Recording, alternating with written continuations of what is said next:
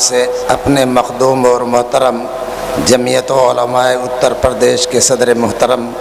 اور اس عظیم الشان اجلاس کی صدارت کرتے ہوئے میں حضرت سے درخواست کروں گا کہ وہ اپنا صدارتی کلمات اور کلیدی خطبے سے ہمیں نوازیں۔ انشاءاللہ یہ پوری امت جو آپ کے سامنے آئی ہے وہ آپ کے ہدایتوں پر عمل کرنے کے لیے تیار ہے۔ آپ جو بھی دشا جو بھی رہنمائی فرمائیں گے انشاءاللہ ہم سب مل کر کے اسے پائے تکمیل تک پہنچائیں گے۔ السلام علیکم ورحمۃ اللہ وبرکاتہ۔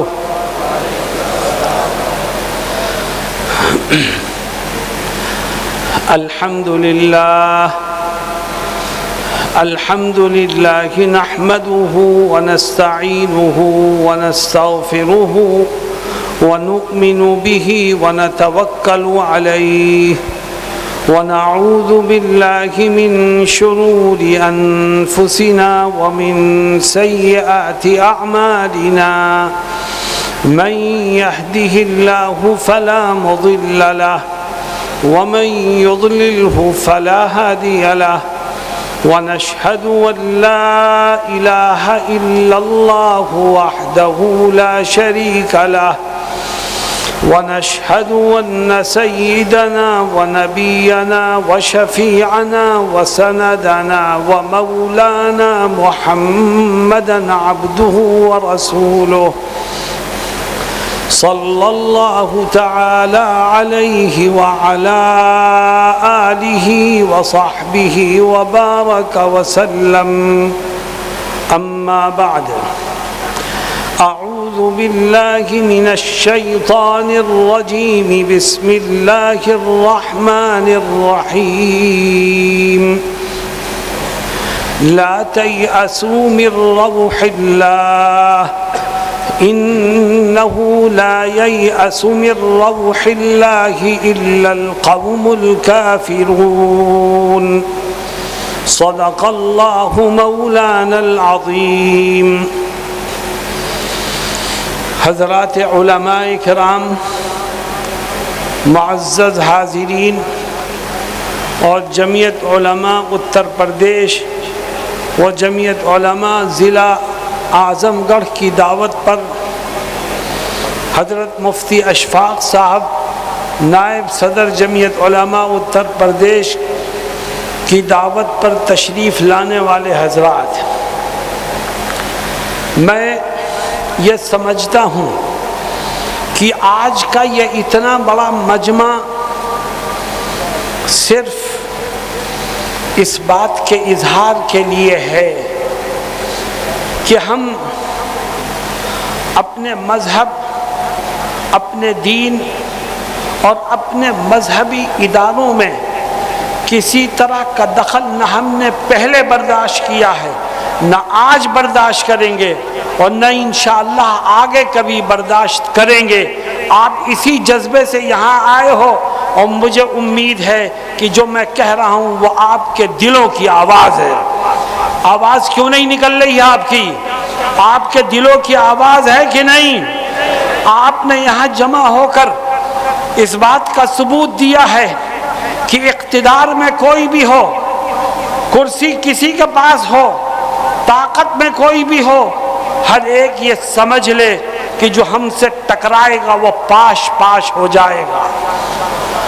باطل سے دبنے والے اے آسمان نہیں ہیں ہم، باطل سے دبنے والے اے آسمان نہیں ہیں ہم، 100 بار کر چکا ہے تو امتحان ہمارا۔ یہی وہ مدارس اسلامیہ ہیں جن کے جیالوں نے انگریزوں کی گولیاں اپنے سینوں پر کھائیں، یہی وہ مدارس اسلامیہ ہیں جن کے سپوتوں نے جیلوں کی سختیاں برداشت کی اور اپنے دیش کو آزادی دلا کر یہاں رہنے والے ہر انسان کو عزت کا سانس لینے کا موقع ملا۔ میں کہتا ہوں کہ اگر دارالعلوم دیوبند نہ ہوتا، مدارس اسلامیہ اور علماء کرام کی جدوجہد آزادی نہ ہوتی تو آج بھی یہ دیش غلامی کی زنجیروں میں جکڑا ہوا رہتا ہے۔ آزادی ہم نے دلائی ہے، ہمارے پرکھوں نے دلائی ہے، ہمارے بڑوں نے اس دیش میں رہنے والوں کو عزت سے جینے کا سلیقہ سکھایا ہے، اور ہماری قربانیوں کی داستانیں پوچھتے ہو؟ تم اس دیش کی مٹی کو جہاں سے بھی اٹھاؤ گے ہمارے بزرگوں کے خون کی خوشبو اور مہک پاؤ گے۔ انہوں نے کہیں پر بھی دیش کی عظمت، دیش کی ایکتا، دیش کی ترقی اور دیش کی آزادی کے لیے کبھی کسی سے کوئی سودا نہیں کیا۔ میرے دوستوں اور ساتھیوں، یہ مدارس ہندوستان کی شناخت ہیں، یہ مدارس اسلام کے قلعے ہیں، یہ مدارس مذہب کو عام کرنے اور لوگوں کو مذہب سے جوڑنے کا کام کرتے ہیں۔ یاد رکھو، جو ان مدارس سے دشمنی کرے گا وہ اس دیش کا وفادار کبھی نہیں ہو سکتا۔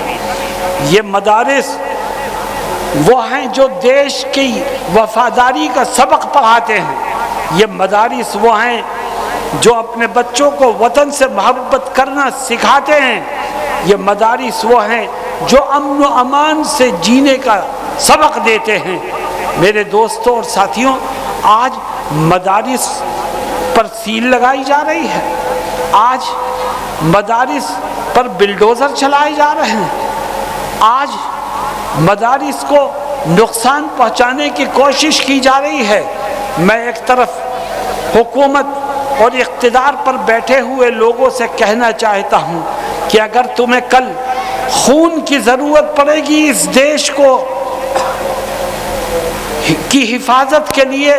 اس دیش کو سینچنے کے لیے، اس دیش کی ترقی کے لیے کل تمہیں خون کی ضرورت پڑے گی، تو یہ مدارس کے سپوت ہی اس کام کے لیے سب سے اگلی لائنوں میں کھڑے دکھائی دیں گے۔ میرے دوستوں اور ساتھیوں، آج ہندوستان کے طول و عرض پر جو کچھ ہو رہا ہے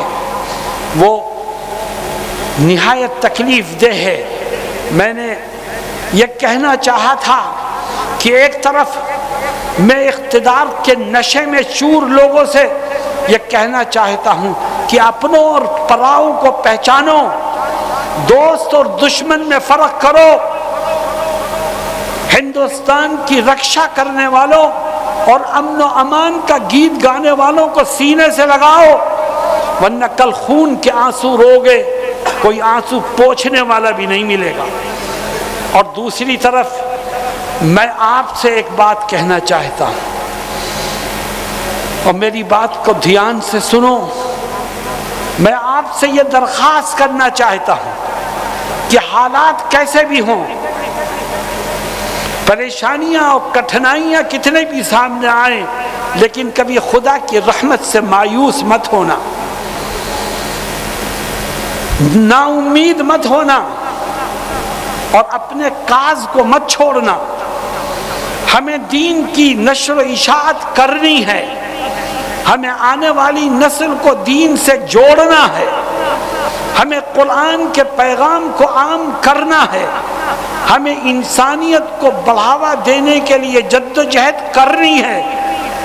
اور یاد رکھو، طے کرو کہ ہم ہر رکاوٹ کو عبور کر کے اپنی ذمہ داری کو ادا کرتے رہیں گے انشاءاللہ۔ میرے دوستوں اور ساتھیوں، جمعیت علماء نے کبھی جذبات سے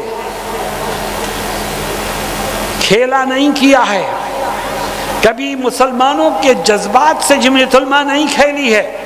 اس لیے ہم آپ کو قدم بقدم یہ بتانا چاہتے ہیں کہ قانون کے دائرے میں رہ کر،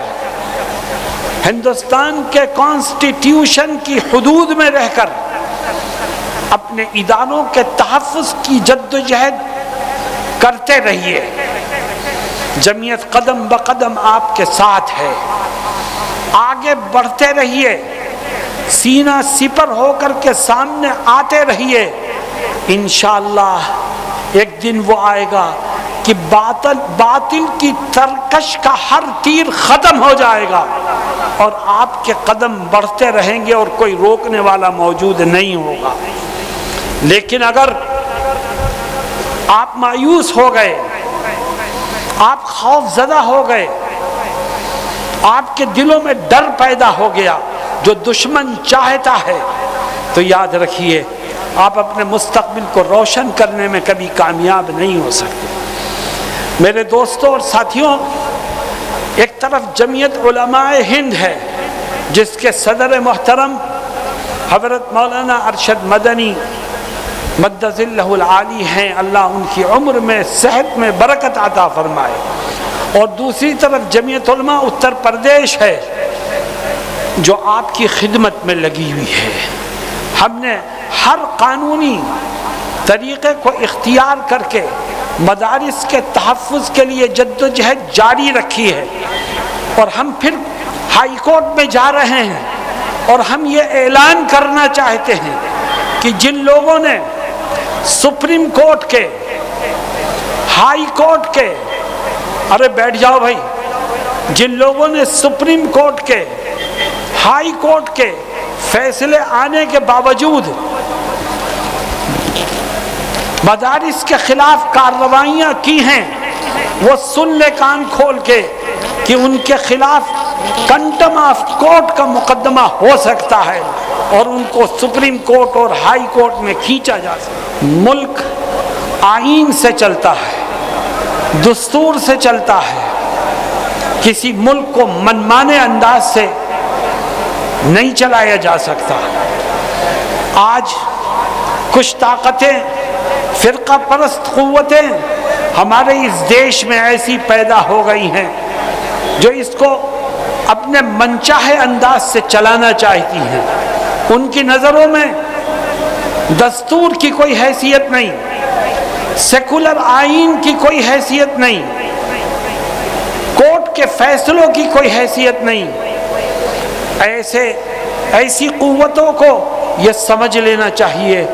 کہ دیش میں امن و امان رہے گا تو دستور اور آئین کو مان کر کے اس کو اپنا امام بنانا پڑے گا۔ اگر یہ چاہتے ہو کہ دیش ترقی کرے، اگر یہ چاہتے ہو کہ دیش میں امن و امان باقی رہے، اگر یہ چاہتے ہو کہ دیش میں ہر ایک پیار و محبت اور الفت سے زندگی گزارنے لگے، تو آپ کو آئین اور دستور کے مطابق دیش کو چلانا پڑے گا۔ اور یاد رکھو، جو دستور اور آئین سے کھلواڑ کرتے ہیں وہ اس دیش کے غدار تو ہو سکتے ہیں، وفادار نہیں ہو سکتے۔ جمعیت علماء آپ کو آواز دے رہی ہے، اور ہم آپ سے درخواست کرتے ہیں کہ حالات کتنے ہی مشکل ترین کیوں نہ ہوں، آپ کو قانون کے دائرے میں ہی رہنا ہوگا، ہوش سے کام لینا ہوگا، جوش میں مبتلا ہو کر قانون کو پیروں تلے روند کر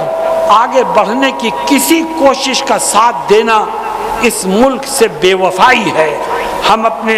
نوجوانوں کو یہ پیغام دینا چاہتے ہیں کہ ہر مشکل کا حل ہندوستان کے آئین میں موجود ہے، اور ملک کی عدالتیں اپنا کام کر رہی ہیں۔ ہم کل بھی عدالت سے رجوع کرتے رہے ہیں، آج بھی کر رہے ہیں، آئندہ بھی کریں گے، اور ہمیں انصاف ملا ہے، اور امید ہے کہ آگے بھی انصاف کا جھنڈا بلند ہوتا رہے گا۔ لیکن آپ کو قانون ہاتھ میں نہیں لینا ہے، آپ کو جوش کی وجہ سے ہوش کو ختم نہیں ہونے دینا ہے۔ اور یہ بات ذہن میں رکھیے